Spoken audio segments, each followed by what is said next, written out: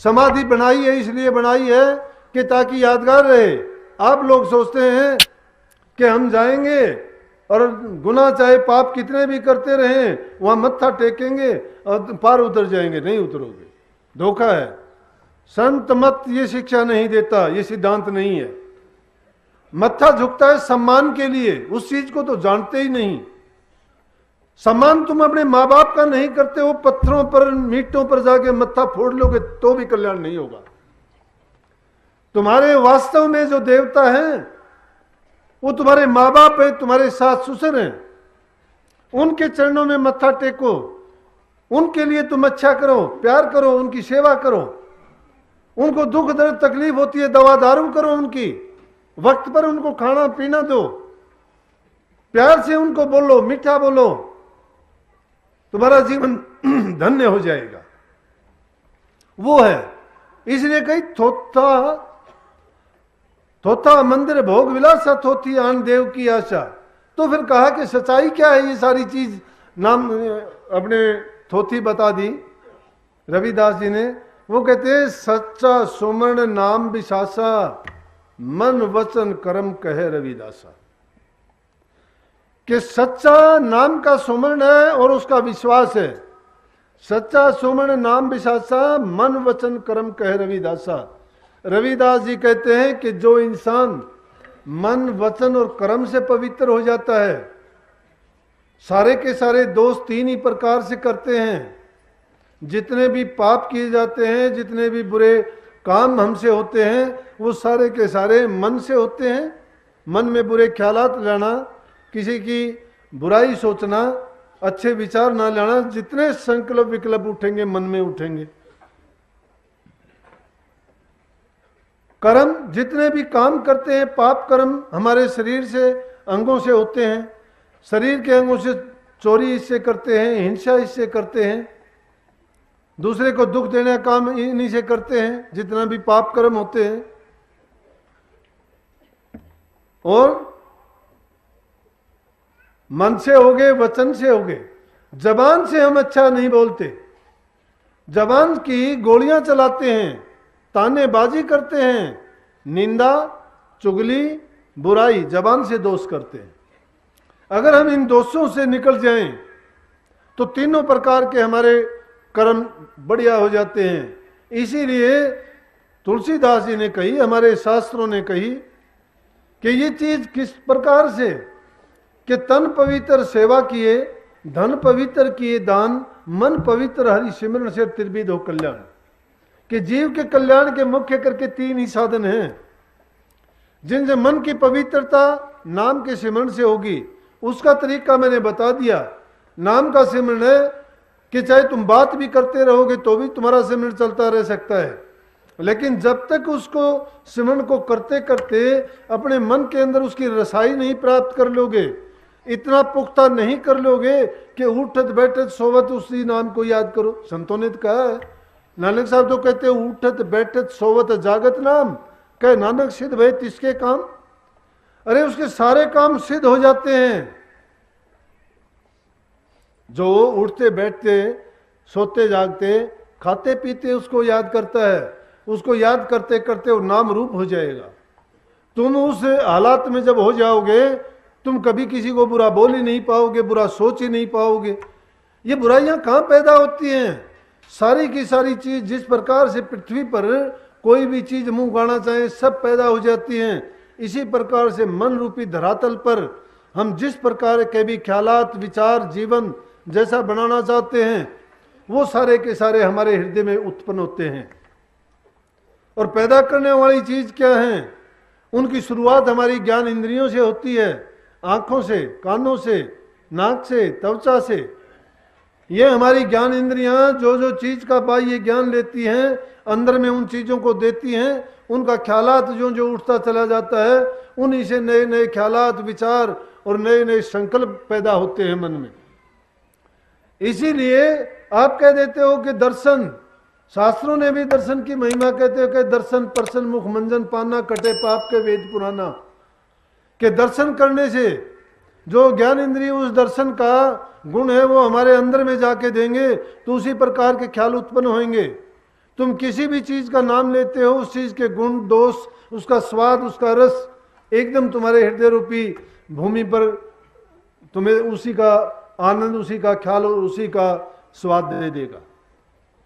सोच के देखो, किसी भी चीज को सोचते हो, एक प्यासा आदमी है, वो ठंडे पानी की जब करता है, तुम किसी चीज की मिठाई का नाम लेते हो, मुंह में पहले ही पानी आ जाता है।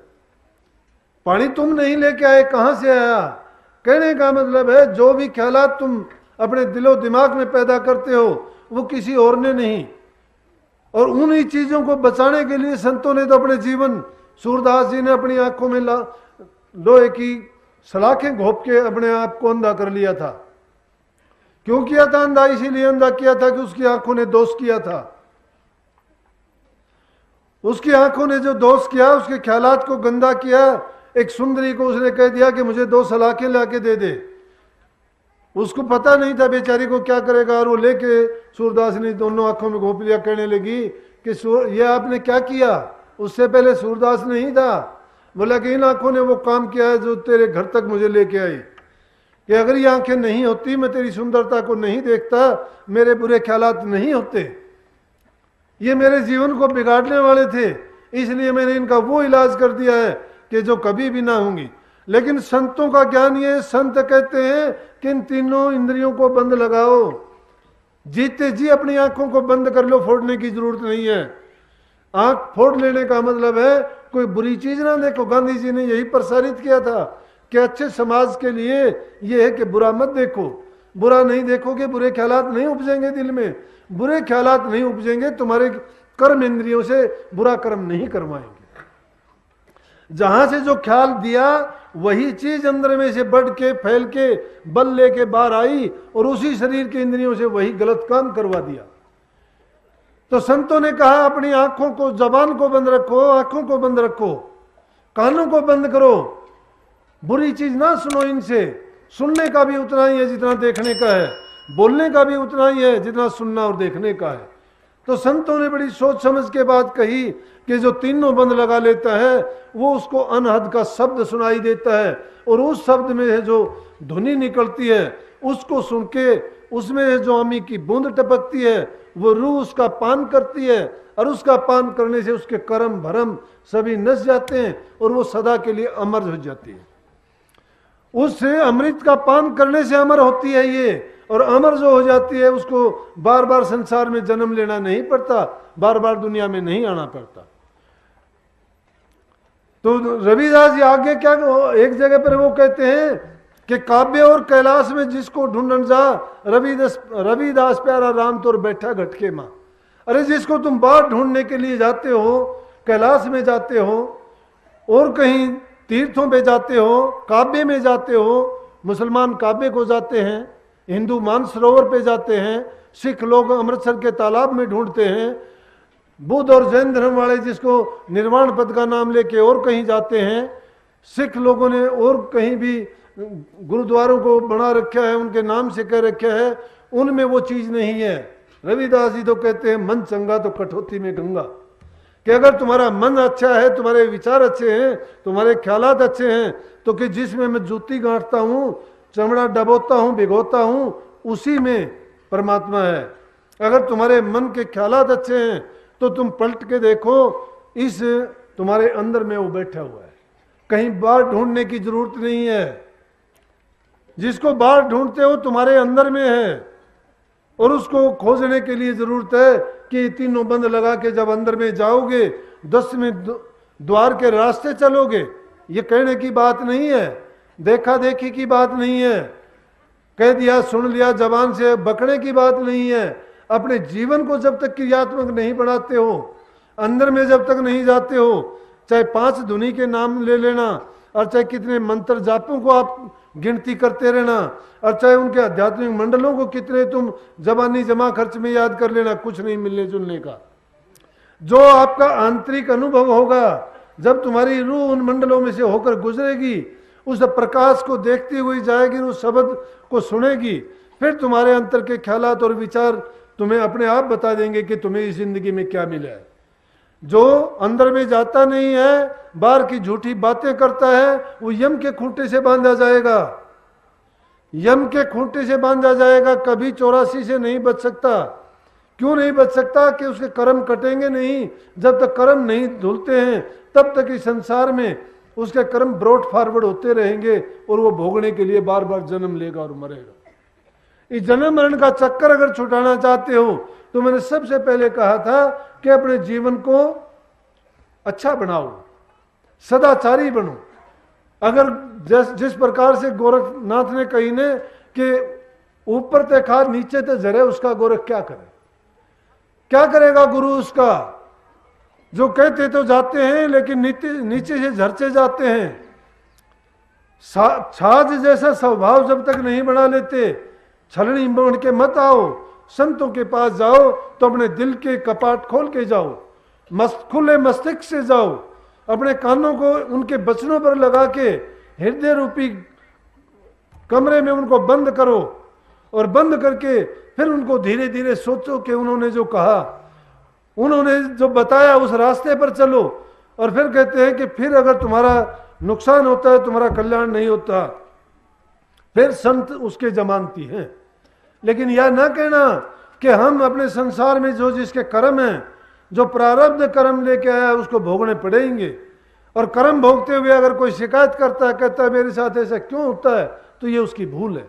जब तुम इस खेल को समझ जाओगे, ये वस्तु, ये चीज आपकी समझ में आ जाएगी, तो ये तुम्हारे भ्रम निकालना ये है। वो भ्रम क्या है कि पिछले जन्मों के जो कर्म किए वो हमने किए। अभी मेरे पास एक गांव से ही आए थे बेचारे, जवान लड़की थी, उसके 2 लड़के थे, छोटा लड़का गुजर गया उसका कुछ दिन का होके। तो कहने लगे कि जी ये बताओ कि वो तो बीमार भी नहीं था, ये भी नहीं था, उसको कोई तकलीफ भी नहीं थी, और वो अचानक वो लड़का क्यों गुजर गया? अब क्यों गुजर गया? ये चीज है समझने वाली कि मैंने किसी का बुरा नहीं किया, मुझे दुख क्यों देते हैं लोग? मैं सबका अच्छा चाहता हूं, लेकिन मेरा अच्छा क्यों नहीं चाहते लोग? मैंने किसी के साथ धोखा नहीं किया, मेरे साथ धोखा क्यों करते हैं लोग? अरे भाई, संसार की सीधी बात है, हम यहां कर्जदार हैं। उस लड़की को भी मैंने यही कहा, उसने जितना लेना था, जितना उसका संबंध था, जितना वो तेरा हिसाब था, अपना पूरा करके गया है। ये हमारी भूल है। हम तो उसे कोयल के बच्चे की तरह से कोए बन के पीछे भागते हैं। कोयल जब अपने बच्चे देती है तो अपना अंडा जाके कोए के आलने में रख देती है, उसको वो नहीं संभालती। जो मादा कोयल काग है वो संभालती है उसको, और जब बच्चे निकाल लेती है, बड़ा बच्चा होता है थोड़ा सा उड़ने लायक, फिर कोयल अपनी आवाज सुनाती है, उसके पीछे भागती है। कोवे सोचते हैं कि हमारे बच्चे को लेके भाग रही हो, पीछे भागते, लेकिन वो नहीं आती। इस जीव भी संसार में इतना ही संबंध रखता है, जिसका जितना कर्जा लेना देना है वो पूरा करके जाएगा। हम किसी न किसी रूप में किसी के कर्जदार हैं। कोई बैल का कर्जदार, कोई गाय का कर्जदार है, कोई बेटा बेटी का है, कोई धी जमाई का है, कोई रिश्तेदार नातेदार का है। और जब उसका कर्जा पूरा हो जाता है वो अपना कर्जा लेके चला जाता है। हम कहते हैं ऐसा क्यों हुआ? अब ये चीज एक एक कैसे समझाई जाएगी? अरे कर्म बंदी संसार है, कर्म बंदी संसार में अपना अपना कर्म भोगने के लिए सब जीव आए। लेकिन जो संतों का जीव है और इस सच्चाई को जो समझ जाता है, वो सोचता है कि जिसका जो था उसका अपना काम, ये सिस्टम चलता रहता है, प्रकृति का नियम है, ये कुदरत का खेल है। हमें ये जानकारी नहीं है, ये जीव की भूल है। ये काल महाराज ने जब भक्ति करके जीव लिया था तो उसको ये बता दिया था कि जो भी जीव जिस योनि में भेजा जाएगा खुश रहेगा। जो भी इस जीव को अपने पीछे की योनि याद नहीं रहेगी कि मैंने क्यों कर्म किए। कोई किसी का कर्जदार है, अरे हमारे असली औलाद नहीं है तो हम गोद लेके वो कर्जा देते हैं और फिर रोते चीखते हैं, फिर शिकायत करते हैं कि ये ऐसा करता है, मेरा सब कमाया धमाया इसने मिट्टी में मिला दिया। क्यों मिला दिया? तेरा कुछ नहीं मिलाया, तेरे से कर्जा लेना था, अभी ले रहा है, तेरा तो हित कर रहा है, वो अभी पूरा कर लेगा तो अच्छा, आगे का पीछा छूटेगा नहीं लेगा। अगर कोई नया किसी से करता है तो आगे उसको लेना पड़ेगा। संतों ने इसके लिए शिक्षा दी कि जो भी कर्म करते हो चाहे कृष्ण जी का गीता का उपदेश सुनो, चाहे रामचंद्र जी का, चाहे काकभूषणी जी का, जितने भी संत महात्मा फकीर आए उन्होंने इस सार चीज को समझा और सभी ने क्या बताया? उन सब ने यही बताया कि जीव अपना अपना कर्जा जब चुका जाता है उसका काम पूरा हो जाता है, और जब तक कर्जा पूरा नहीं होता संसार में उसको आना पड़ता है। शिकायत नहीं करता कोई भी। क्यों? जब तक हमारी दृष्टि उस ओर नहीं जाती है वो चीज हमें समझ में नहीं आती है, और जब ये चीज समझ में आ जाएगी फिर हमें नाम के महत्व का पता लगेगा कि वाक्य में नाम में जो ताकत है। नाम से बहुत से कर्म कट जाएंगे, 1000 गुना का एक छटांग भर में भुगत जाएगा। कई जन्मों में जो पूरे करने थे वो इसी जन्म में पूरे हो जाएंगे। अब कई जाते हैं कि जी हमारे यहाँ सत्संग के लिए भेज दो, हमारे घर में लड़का हुआ है, आपका ही दिया हुआ है, हमें खुशी है, हम दिसोटन करेंगे और उस दिन सत्संग करवाएंगे। मैं कहता हूं उस दिन सत्संग ना करवाओ। सत्संग से जीव के कर्म कटते हैं। अगर उस जीव के थोड़े कर्म होंगे, सत्संग करवाया उसी दिन कट गए, तो थोड़े दिन के बाद तुम्हें जो संसारिक खुशी मिली है वो संसारिक दुख दिखाई देगा, क्योंकि उसके वो कर्म कट जाएंगे। तुम नहीं जानो समझोगे इस बात को कि क्यों ऐसा हुआ। तुम तो फिर लोग ये और करवा ले सत्संग, क्या मिला, सत्संग करवाया तेरा ये हो गया। अब उस चीज को नहीं समझते कि सत्संग ने कर्म काट दिए। अमर कौन रहा दुनिया में? चंद रोज रहे हैं जो भी रहे हैं। जीवन तो थोड़ा भला जो हरि सुमन हो, लाख बरस का जीवना कोटे धरने को। थोड़ा जीवन भी है, अगर हरि की भक्ति करते हो, सिमरन करते हो, अच्छे काम करते हो, नेक काम करो अपने जीवन में। अगर तुमसे नाम जपया नहीं जाए, भक्ति ना नहीं हो सकती, तो कम से कम दूसरे जीवों पर दया करो, उपकार करो, दान करो। ये भी चीज तुम्हारी कल्याण कर देंगे। जब युधिष्ठिर से उसके चारों भाई मूर्छित हो गए तो एक सवाल ये भी पूछा गया था कि आदमी का मृत्यु के बाद में कोई भी चीज जब साथ नहीं रहती तो क्या चीज साथ जाती है? कहने लगे कि उसका किया हुआ दान साथ जाता है। बोला दान कौन सा साथ जाता है? बोला दान भी जो सुपात्र को किया हुआ वो साथ जाता है। कुपात्र को किया हुआ दान भी आदमी को बर्बाद करता है। तो दान भी कम चीज नहीं है। अगर तुम कुछ नहीं कर सकते, दान पुण्य करो, भूखे नंगे गरीब की मदद करो, जरूरतमंद की मदद करो। और ये चीजें आप पे अपने मूल में शामिल करो। मूल जिसका खराब हो जाता है, मुझे याद नहीं है, लेकिन एक महात्मा था, बुढ़ापे का टाइम आया, पेड़ पौधों से बड़ा प्यार था, क्योंकि महात्मा लोग तो सब जीवों से प्यार करते हैं, लेकिन पेड़ पौधों से बड़े उसने फूल लगा रखे थे, सुंदर सुंदर पेड़ थे। उसके शिष्य था, एक बार बीमार पड़ गया, शिष्य को इस चीज का ज्ञान नहीं था। कुछ दिन के बाद में गुरु तो कर नहीं पाया, जब वो फूल और वो मुरझाने लगे तो कहने लगा कि भाई उन पेड़ों का और फूल पत्तों का ख्याल करना। बोला जी वो तो मुरझाए हुए हैं, पहले जैसे नहीं है। कह रहे उनको पानी पूनी देना था भाई।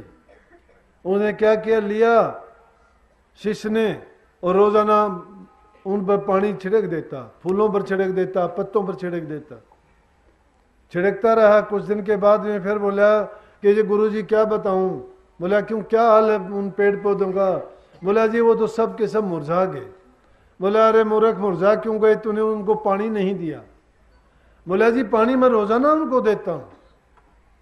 बोला ये तो हो नहीं सकता कि पानी अगर रोजाना देता तो पौधे मरते नहीं वो।